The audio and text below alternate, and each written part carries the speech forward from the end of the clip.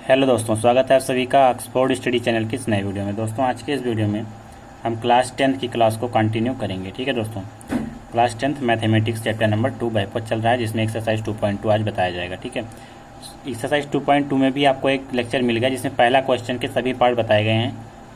तो देख लेते हैं क्वेश्चन नंबर 2 कैसा है। देखिए दोस्तों, ये है क्वेश्चन नंबर 2। ठीक है, इसमें 6 पार्ट हैं। क्वेश्चन में फर्स्ट में भी क्या थे, 6 पार्ट थे आपके। ठीक है, ये सभी चीज़ें आपको बताई गई हैं सेकंड वीडियो में। ठीक है, उसका लिंक आपको डिस्क्रिप्शन बॉक्स में मिल जाएगा। प्ले लिस्ट में आप दोनों वीडियोज़ को देख सकते हैं। इसके बाद दोस्तों आता है आपको क्वेश्चन नंबर 2। क्वेश्चन नंबर 2 में क्या है, एक द्विघात बहुपद ज्ञात कीजिए जिसके शून्यकों का योगफल गुणनफल क्रमशः दी गई है। देखना है प्यारे बच्चों, इसमें क्या करना था कि आपको द्विघात बहुपद इसमें ज्ञात करना है। ठीक है, इस क्वेश्चन में क्या करना है, आपको द्विघात बहुपद याद करना है जबकि शून्यक दिए गए हैं। ठीक है, जबकि शून्यक दिए गए हैं, द्विघात बहुपद ज्ञात करना है। लेकिन फर्स्ट वाले क्वेश्चन में क्या था कि आपको द्विघात बहुपद दिए रहते थे, शून्यक निकालना था, उसी का अपोजिट करना। ठीक है, अब इस क्वेश्चन को इस तरह बनाना है। समझ रहे हैं बात आप। ये वाला जो क्वेश्चन दिया गया है 1/4 माइनस का 1, इस तरह से √2 1/3। ठीक है, इस तरह से जो दिया गया है ये जीरोज हैं, शून्यक हैं। इसको आपको क्या बनाना है, क्वाड्रेटिक पॉलिनोमियल द्विघात बहुपद बनाना है। तो चलिए देख लेते हैं क्वेश्चन नंबर 2। दोस्तों आप लोगों से एक छोटी सी, अगर आप लोगों ने हमारे चैनल को सब्सक्राइब नहीं किया है तो ज़रूर सब्सक्राइब कर लें और बेल आइकन को ज़रूर प्रेस कर लें, जिससे मेरा नोटिफिकेशन आप पर जाता रहे। चलिए देख लेते हैं क्वेश्चन नंबर 2। दोस्तों ये रहा क्वेश्चन नंबर दूसरे का फर्स्ट पार्ट आपके पास। देखिए, इस तरह क्वेश्चन बनाने में ना आपको दो तरीके से आप बना सकते हैं, लेकिन दूसरा तरीका आपको उतना सूटेबल नहीं रहेगा, क्योंकि जो दूसरा देखा फर्स्ट में जो है शायद आपको 3 से 4 मिनट लग जाए बनाने में, 3 मिनट। ठीक है, क्योंकि इस टाइप के क्वेश्चन 2 नंबर में पूछे जाते हैं, चाहे ऊपर वाला हो फर्स्ट क्वेश्चन या नीचे वाला हो सेकंड क्वेश्चन, 2 नंबर में पूछा जाता है बोर्ड एग्जाम में। इसके बाद आपको ये क्वेश्चन बनाने के लिए 2 मेथड है। ठीक है, तो जो सेकंड मेथड है वो बहुत ही आसान सा है। ठीक है, 20 सेकंड में आपका बन जाएगा। लेकिन अगर फर्स्ट में करेंगे तो 3 से 4 मिनट, तो आपको फर्स्ट मेथड ही लगाना है, क्योंकि 2 नंबर आपको पाना है, तो यही फर्स्ट मेथड लगाना है। ठीक है, देखना प्यारे बच्चों, सबसे पहले मैं जो बता रहा हूँ आपको 1 बाई 1 केवल स्टेप बाय स्टेप आप समझते जाएं। ठीक है, देखना आप क्या करेंगे कि लिख लेना माना। ठीक है, देखना लिख लेना आप कि माना द्विघात बहुपद ax² प्लस bx प्लस सी। आप जानते हैं द्विघात पॉलिनोमियल जो है, क्वाड्रेटिक पॉलिनोमियल जो होता है वो ax² प्लस bx प्लस सी होता है। ठीक है और उसके शून्यक हैं, और उसके जो शून्यक हैं अल्फ़ा व बीटा। ठीक है, मान लेते हैं कि ये द्विघात बहुपद है और इसके शून्यक जो हैं वो अल्फ़ा बीटा हैं, हमने मान लिया। ठीक है, आगे देखना क्या करना है कि ये जो चीज़ें दी गई हैं, देखना आपको क्वेश्चन में बताया गया है। ठीक है, क्वेश्चन देखना आप क्या कहा गया है कि एक द्विघात बहुपद ज्ञात कीजिए जिसके शून्यकों का योगफल, पहले योगफल का है ना, तो योगफल 1/4 हो जाएगा और गुणनफल क्या हो जाएगा, लास्ट वाला जो रहेगा माइनस का 1। ठीक है, तो इसमें आपको शून्यकों का योगफल और शून्यकों का गुणनफल दिया गया है। पहला वाला क्या हो जाएगा, योगफल हो जाएगा, तो सेकंड वाला क्या हो जाएगा, गुणनफल हो जाएगा। देखना तो ये क्या है, ये योगफल है और ये गुणनफल है। तो आप यहाँ पर लिखना कि शून्यकों का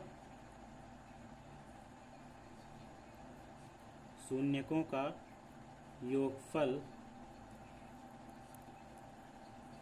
आपको दिया गया है कितना, 1/4। ठीक है, 1 स्टेप समझना है एकदम।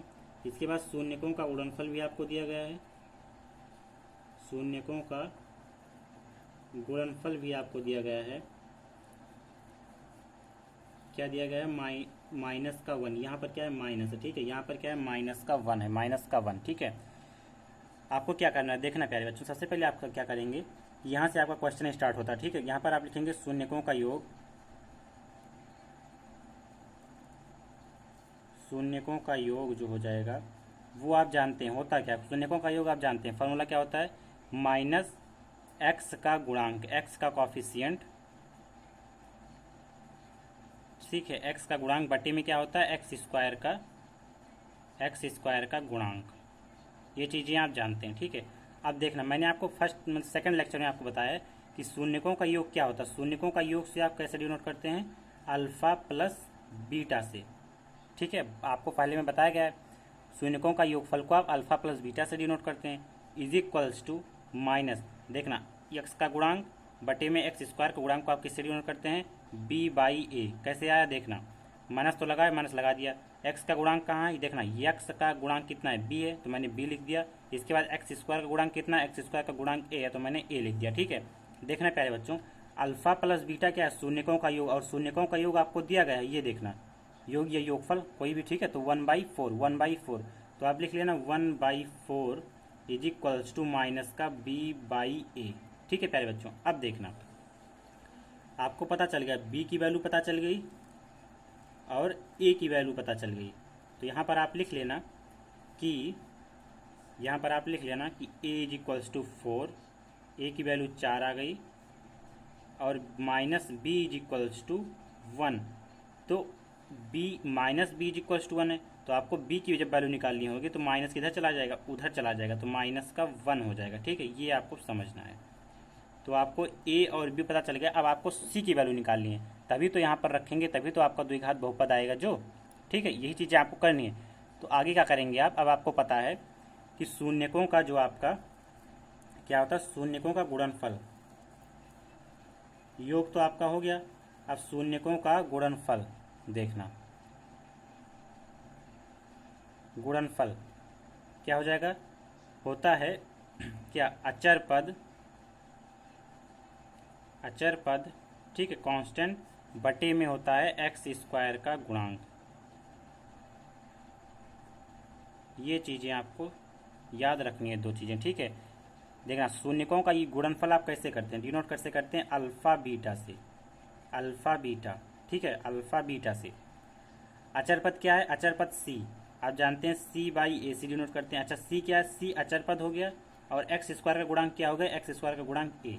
ठीक है, अल्फा बीटा की वैल्यू आपको पता है, अल्फा बीटा की वैल्यू आपको पता है कहाँ से, शून्यकों का गुणनफल आपको ये देखिए दिया गया है माइनस का 1, तो माइनस का 1 is equals to C by A. देखना प्यारे बच्चों कि आपको सी की वैल्यू नहीं पता है, ठीक है, लेकिन ए की वैल्यू आपको पता है। ए की वैल्यू कितनी है, ए की वैल्यू 4 है। ठीक है, तो माइनस का 1 इज इक्वल्स टू सी बटे में 4 हो जाएगा कि नहीं, बिल्कुल हो जाएगा। आगे देखना, तो यहाँ पर माइनस, तो सी इज इक्वल्स टू क्या हो जाएगा, सी इज इक्वल्स टू माइनस का 4। ठीक है, मतलब ए बी और सी की वैल्यू आपको पता चल गई। ठीक है, यहाँ बात आपको समझ में आई, क्या आई कि सी बाई ए होता है, सी की वैल्यू आपको नहीं पता थी लेकिन ए की वैल्यू आपको पता थी, तो ए की वैल्यू हमने यहाँ से रख दिया, तो हो गया माइनस का 1 इज इक्वल्स टू सी बटे में 4, बराबर आ जाएगा माइनस का 1, ये क्रॉस मल्टीप्लाई हो जाएगा इधर, तो हो जाएगा 1 into 4, C is equals to 4। देखना प्यारे बच्चों, अब आप क्या लिखेंगे कि आप जानते हैं, ठीक है, कि A X square plus B X plus C में, ठीक है, इस वाले इक्वेशन में ए बी और सी का मान रखने पर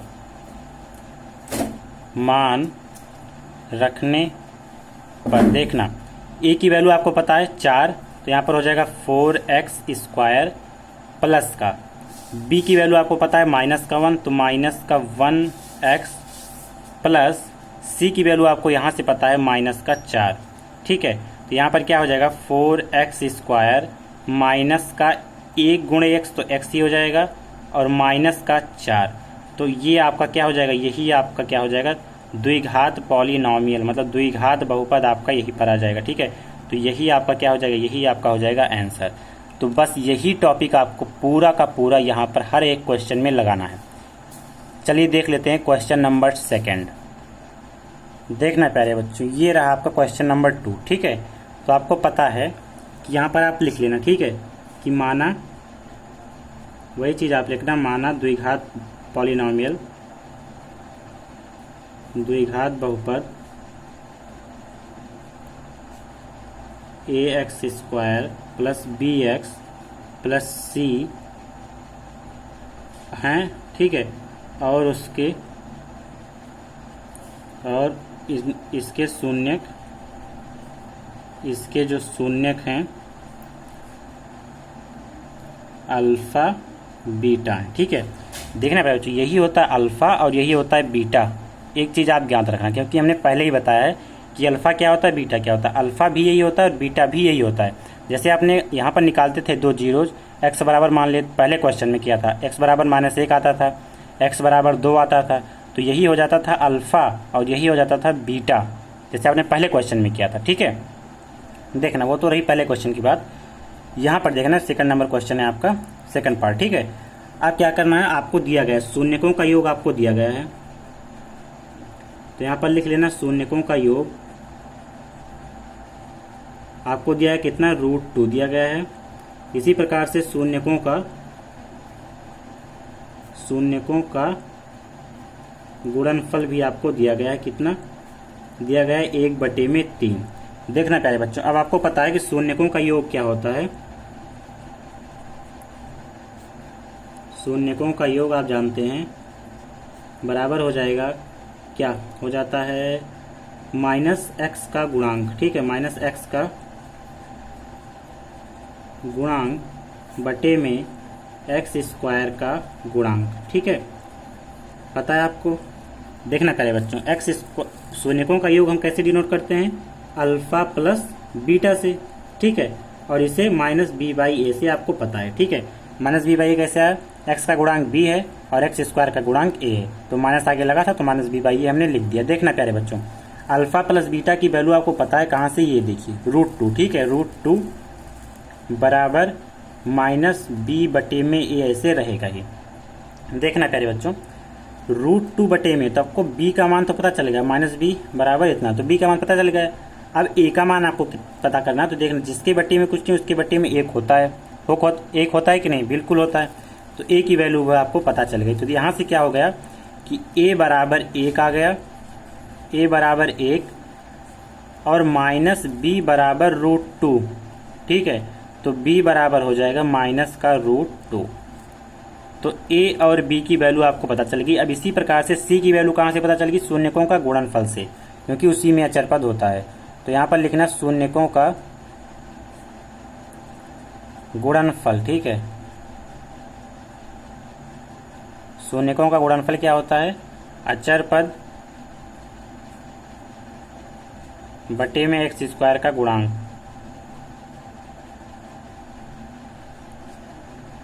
कैसे करेंगे आप शून्य का गुणनफल, अल्फा बीटा जानते हैं आप, अल्फा बीटा लिखा जाता है, और बराबर इसको कैसे लिखते हैं, इसको लिखते हैं c/a से।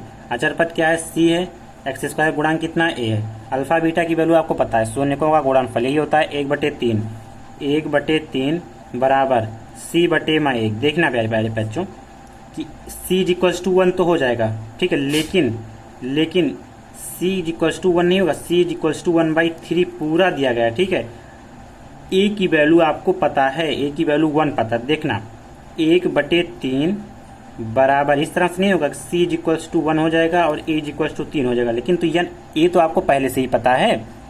ठीक है, तो 1/3 और c आपको नहीं पता है, a की वैल्यू आपको पता है 1। ठीक, अब आपको क्या करना है कि 1/3 गुणे में 1 हो जाएगा बराबर c हो जाएगा। क्यों, क्योंकि इसको क्रॉस मल्टीप्लाई हमने करा दिया। ठीक है, अब 1 का गुणा 1/3 में कराएंगे तो c बराबर कितना हो जाएगा, यहाँ देखना c बराबर हो जाएगा 1/3। तो c की भी वैल्यू आपको पता चल गई। ठीक है, तो आप जानते हैं यहाँ पर लिख लेना कि ax² + bx + c में a b c का मान रखने पर। ठीक है, तो क्या करेंगे आप, वही चीज़, a की वैल्यू आपको पता है 1, तो 1x² प्लस b की वैल्यू कितनी है, -√2, तो -√2 और x, फिर इसके बाद प्लस का c है 1/3।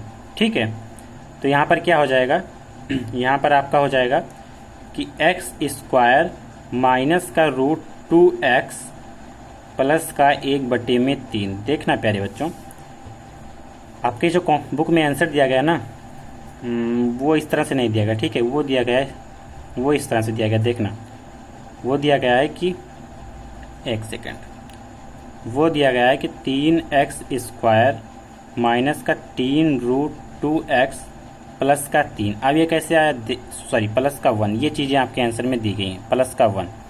तो ये आया कैसे, देखना ये हम क्या कर दें कि इसको यहाँ पर मल्टीप्लाई करा दें।